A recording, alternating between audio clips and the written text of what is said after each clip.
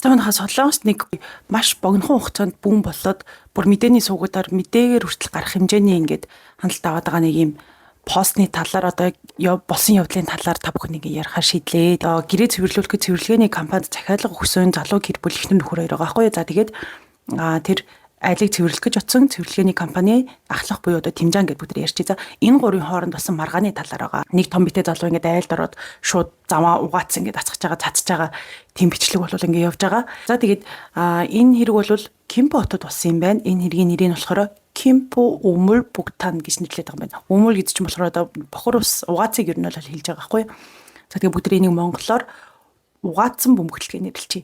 Энэ хэрэг маань болохоор 8 сарын 21-нд нэгэн одоо интерьер дизайн хийдэг залуу өөрийнхөө трий цаягийн дээрээ пост болгож нэг текст оруулсан байгаа. Тэгээд тэр тексттэйгээ хамт богинохон бичлэг хідэн айлын зураг оруулснаар ихсэн байгаа. Тэгээд тэр пост нь болохоор юу гэсэн байсан гэвэл угаацаар бөмбөгдүүлэх үйлчлэгийг хүртэл үзүүлээд шилдэг сэтгэл хөдлөж өглөө. Цэвэрлэгийг үнэхээр маш сайн хийж өгсөн болохоор нэмэлт мөнгө 500 мянган вон хүртэл өгсөн.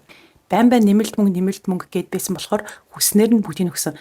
Цэвэрлэгээ дуусныхын дараах зургуудыг хүртэл хасаргаж орууллаа. Үнэхээр цэвэрхэн байгаа үсттэй гэд дорн жижигхэн эн чинь л аз жаргал шүү дээ гэж бичсэн байсан. За тэгэл ерөөсөө маш богино хугацаанд сайтууд болон энгийн хаягнууд энэ бичлэгийг ингээл аваад янз бүрийн нэр өгөөл ингээл ерөөсөө сэвэл явц. Угаасаа хинч харсан гэсэн энэ бичлэгийг үзэхээс өөр аргагүй тийм сонирхолтой бичлэг байгаа зү тэ. За тэгээ энэ бичлэгнийх нь хоолойг ингээд сонсох юм бол Тэмжаан одоо ингээд тоос орлогч байхгүй юу? Энд болохоор цэвэрлэгээ хийгээд тоос орлогч нь усч сорж болдог, хуурайч зүйл сорж болдог энэ нэг том төмпөн шиг савн тоос орлогч шүү. За тэгээд энэ дотор одоо соруулсан байсан дээр угаац усаа ингээд цацчихж байгаа гэсэн үг байхгүй юу? За тэгээ хоолойг сонсох юм бол барьж орж цацлаа шүү гэдгсэн чинь нөхөр нь нэ за тэг цац гэд хажуудлаас нэг ихнэр нь бас нэ гэд ихнэр нь ингээд өөр юм ярьсан чинь нөхөр нь болохоор ихнэрээ загинж байгаа байхгүй юу? Бойл гээд байна, чимээгүй бай гээд байна, бойл гээд штэ гэж загинж байгаа сонсогч байгаа. За тэгээд нөгөөх Тэмжаан ч болохоор цацчаад гараа явж байгаа. Араас нь нөхөр нь энд ус байгаагүй штэ гэж байгаа. Ихнэр нь болохоор гэрээ хийхдээ өгсөн урьдчилгаа мөнгө буцаж аваарай иймэрхүү мэдрэл юмнуудаас гэж байгаа сонсогдож байгаа нэг юм богинохон бичлэг байгаа юм аа. За тэгэл хүмүүс өстө нэрээ доор нь комментээр хоорондоо хэрэлдээл маргалтаал бөөм болсон. Юу болчихоо энэ ямар цэвэрлэгээний газар юм бэ? Хаана байдаг газар юм бэ? Нэр нь юу юм бэ? Гэжсэн хүмүүс байсан. Зарим нь болохоор буусаа юмнууд ингэж цэвэрлэгээ хийдэг хүмүүс угаасаа л юм байдаг. Мөнгөний төлөө юу ч хийхээс буцахгүй хүмүүс бол цэвэрлэгээ хийдэг хүмүүс байдаг гэх хүмүүс байгаа. Зарим нь болохоор би цэвэрлэгээ хийдэг. Энэ айлын эзэн бол энэ хүнийг ийм үйл гаргатал нь маш их доромжилсан баха, маш их уурыг хөргсөн байна, бүр төвчээрийг барсан байна. Яг юу хийсэн болоод энэ хүн бүр ингэж амар бухимдлан төрсөн бол доо гээл ингээл хүмүүс хоорондоо талцаж эхэлж байгаа байхгүй юу? Ер нь бол за тэгсэн чинь нөгөө нэг хамгийн анх пост оруулсан интерьер дизайнерын залуу маань доор нь комент ингээд бичиж эхэлсэн. Энэ бол манайх биш ээ, миний үйлчлүүлэгч байгаа юм аа. 2 нас ч хүрээгүй нь ялах хүүхэдтэй залуу гэр бүл байгаа юм аа. Мэтчлэн комментууд бичиж эхэлсэн. За тэгээд тэр коммент дотор нь бас том мэдээний сайтууд болон том YouTube хуудсын сурвалжлагч нар сурвалжлага амаар байна, юу басан тухай асуумаар байна гэсэн комментууд бас ингээд харагдчихсэн байгаа. Энэ бичлэг нь бас ягаад ийм хурдан тархсан юм бэ гэдэг юм бол ээжүүдийн группүүдээр айгүй хурцтай тархаж эхэлсэн. Солонгоч ч юу н ээжүүдийн групп ч айгүй хүчтэй. Жижиг дунд бизнес эрхэлдэг хүмүүсийг дампууруулах чадaltaй, бүр эсрэгээрээ сэргээх чадaltaй тийм хэмжээний том нөлөө үзүүлдэг тийм группүүд байдаг байхгүй юу. За тэгээ яагаад тэн дээр тархсан юм бэ гэдэг ихлээр энэ бичлэгэн дээр сайн харах юм бол цаана толинд нь ингээд хойгоод хүүхэд харагдаж байгаа. Дээрэс нь нөгөө нэг комментэр анх пост хийсэн залуу минь бичиж 2 нас ч хүрээгүй нь ялах хүүхэдтэй гэр бүлд ийм зүйл тохиолдлоо гэд. Тэгээд тийм учраас ээжүүдэд бол маш хүнд туссан. Энэ бол хүүхдийн хүчирхийлэл байна. Хүүхэд байхад ийм үйл хийн гэдэг нь бол байж болшгүй зүйл юм аа. Хүний эд хөрөнгөнд талдсан байна, дээрээс нь сэтгэл санаанд талдсан байна, дээрээс нь хүүхдийн хүчирхийлэл үлдсэн байна.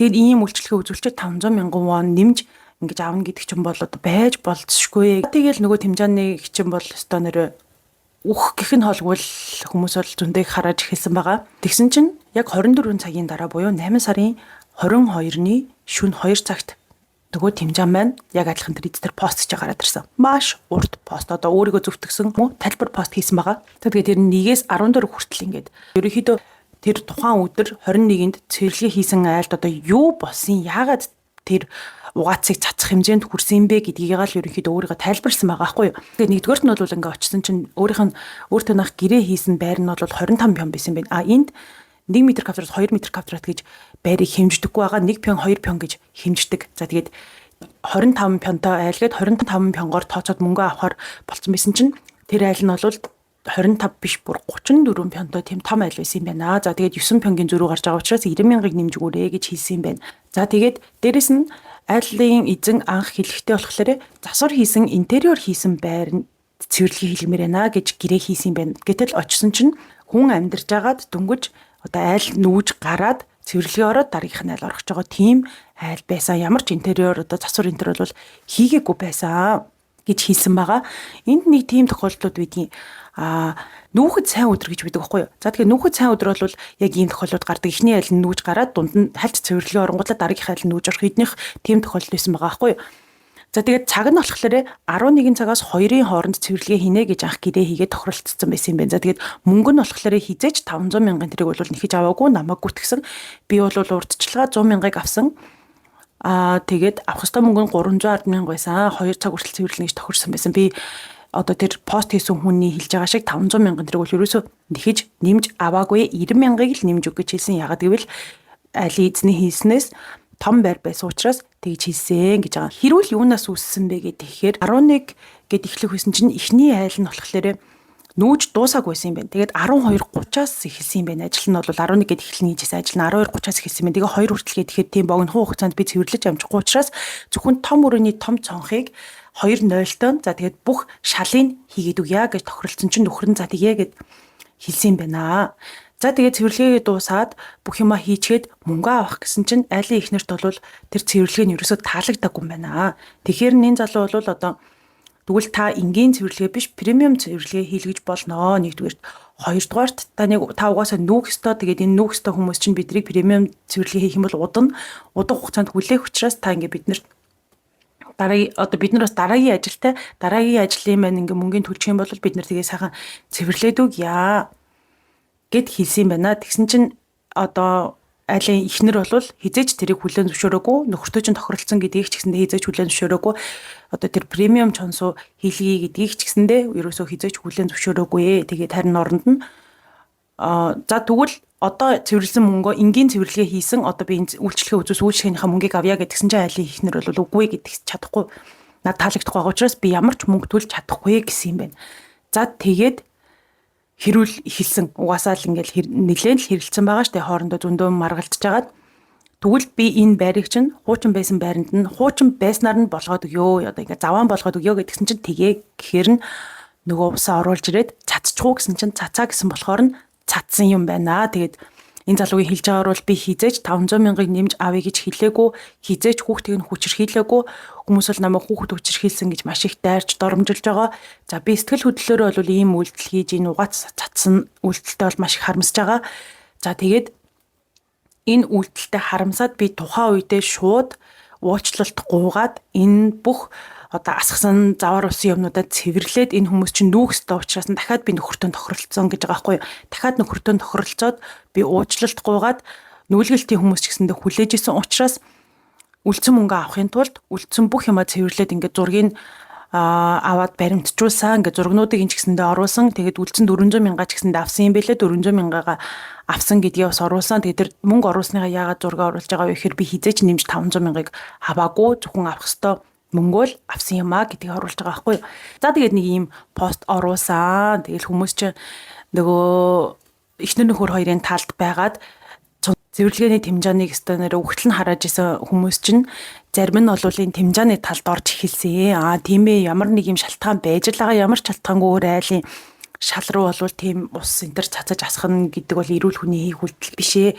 Иймэрхүү шалтгаан байсан бол тийм үйл хийсэн байгаа. За тэгээд надад айлын эцэд чинь угаасаа юм луурчуд байна. Байрныхаа хэмжээгч буруу хийсэн байна. Мөнгө нэмж авсан гэж хүнийг гүтгсэн байна. За тэгээд цаг нь ч гэсэндээ өөртөөх нь хийснээс нь өөр байсан байна. За тэгээд засвар хийсэн байр гэж хэлсэн чинь засвар хийсэн биш хуучин муухай байр байсан байна. Гэх мэтчлээ ингээд айлын эцдүүдийн худлаа ярьснууд ингээд худлаа ярьсан гэд нөгөө нэг цэвэрлэгээний тэмжээний тавьсан байсан ш тэднийхэн дагуу хүмүүс бол одоо ингээд эхнэр нөхөр хоёрыг эсрэгээр нь буцаад харааж эхэлсэн. За тэгээд 21, 22 ингээ 2 өдрийн туршид бол өстой эхнэр нөхөр хоёрч зөндөө хүмүүсээр хараалгалаа. Нөгөө нэг цэвэрлэгээний газрын ахлах Тэмжаан ч гэсэндээ зөндөө хүмүүсээр хараалгалаа. Тэгвэл энд нэг сони юм байгаа та нар анзаарч нөө. Ердөөсөө нөгөө нэг айлын эзэд өөртөө бол гарч ирээгүй хамгийн анх пост хийсэн хүн ч гэсэндээ 3 дахь этгээд буюу интерьерны газрын захирал байсан. 2 дахь пост нь болохоор цэвэрлэгээний газрын Тэмжаан байсан. Нөгөө нэг яг айлын эзэн бичлэг хийсэн эзэн эхнэр нөхөр хоёр бол ерөөсөө одоо ийм үжил бодлоо илэрхийлж гарч ирээгүй ямар нэг тайлбар хийж гарч ирээгүй байжгаад өнөөдөр буюу 23-ны өдөр 3 цагт тэр эцдэр одоо тэр хоёрын бичсэн зүйл нь гарч ирсэн. Гэхдээ мөн адилхан тэр хоёр өөрсдөө пост хийгээгүй, өөрсдийнхээ хин гэдгийг ч илэрхийлээгүй, нүүр царайгаа ч одоохондоо ерөөсөө цацаагүй хин тэр постыг нь оруулсан бэ гэхээр нөгөө нэг интерьерны газрын захирал маань өөрийнхөө хаягн дээрээ оруулсан. За бүр маш урт пост оруулсан байгаа. Юу босон тухай ингээд тайлбарлсан. За тэгээд тэр постыг харах юм бол баг цагдаагийн мэдүүлэх шиг юм хэдэн минут хэдэн секунд нь юу босон тухай ингээд бүгдийг баримттай нь ингэж тавьсан байсан манайхаа. Хамгийн гол нь баримттай нь бүр нөгөө нэг юм скриншоттоо он сартаа тэгээд уцаар ярьсан дуудлагатайгаа энэ төр ингээд тавьсан байсан байхгүй юу? Арайч тэр уцаар ярьсан дуудлага хоолой байхгүй л те. Тэгээ эндээс ингээд харах юм бол 7 сарын 30-нд анх энэ хүүхэн байна энэ цэвэрлэгээний газар руу ингээд захиалга өгсөн байгаа байхгүй юу? За тэгээ нөгөө цэвэрлэгээний газрын Тэмжаан ч болохоор ингэсэн штэ.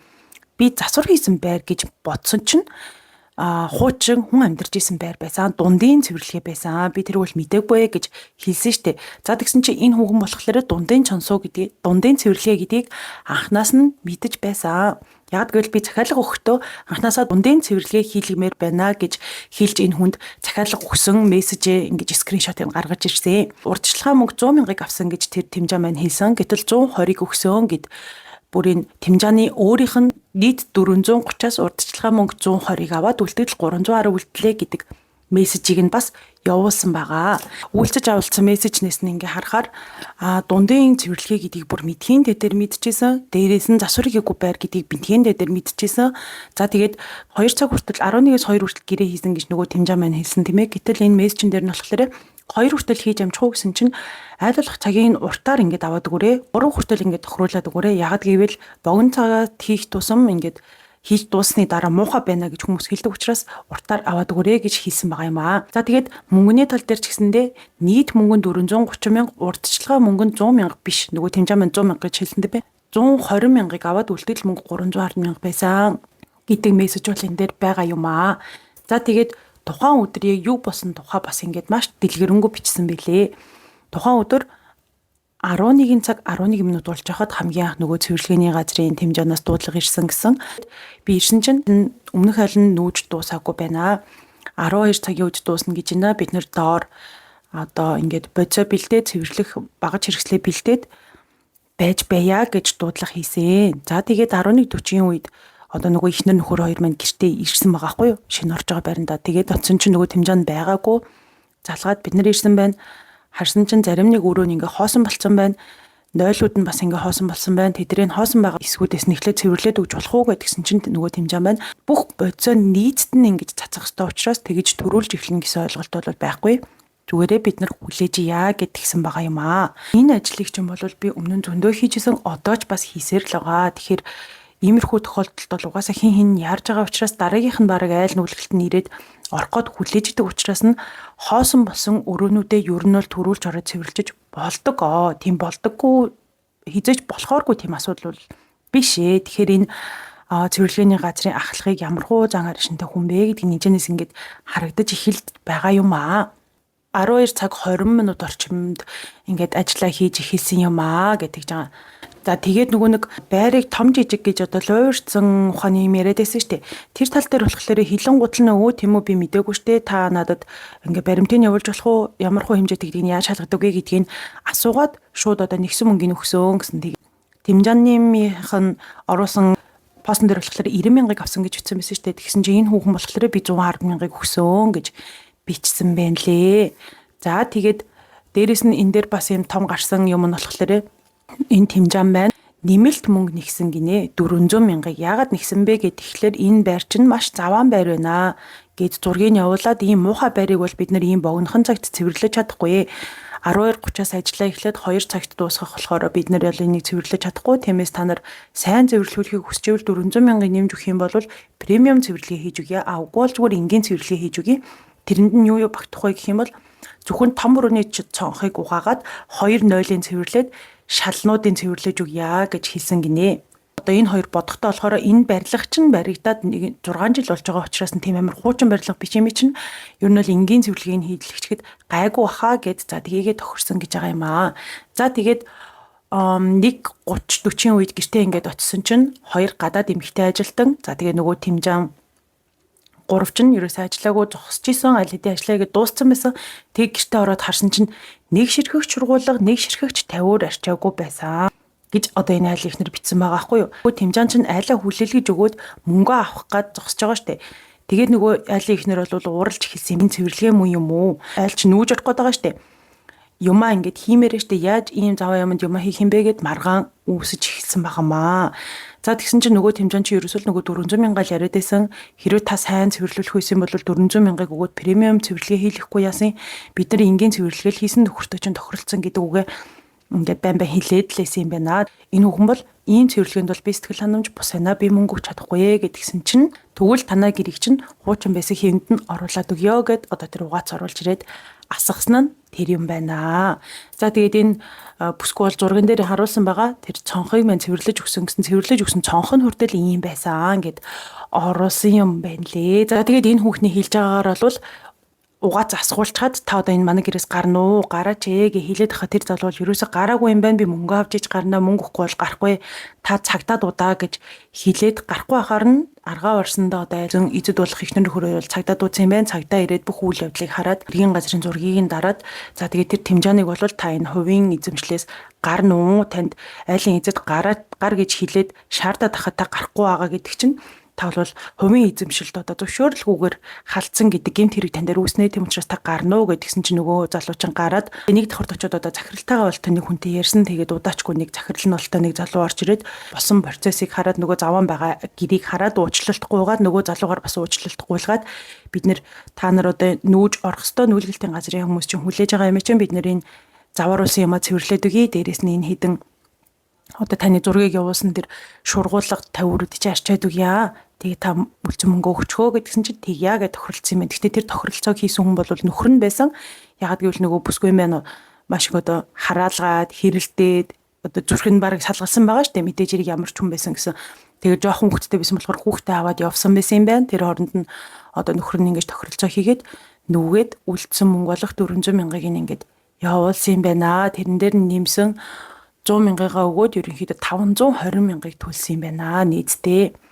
Хизээч одоо нөгөө Тэмжааны хэлдэг шиг 430 мянгаыг бол төлөөгүй юм байна. Тэгээ 520 мянгаыг төлөө тийм дутуу одоо үйлчлэгээ болвол авсан юм байна. Тэгээд за тэгээд нэг юм уураа дарч чадаагүй ч юм уу нэг юм харамсалтай үйл явдал болсон байна. Тэгээд миний бодлоор энд айл нүлгэлтэн дээр нь ч тэр одоо 2-2 айл нүлгэлт байсан байгаа штэ.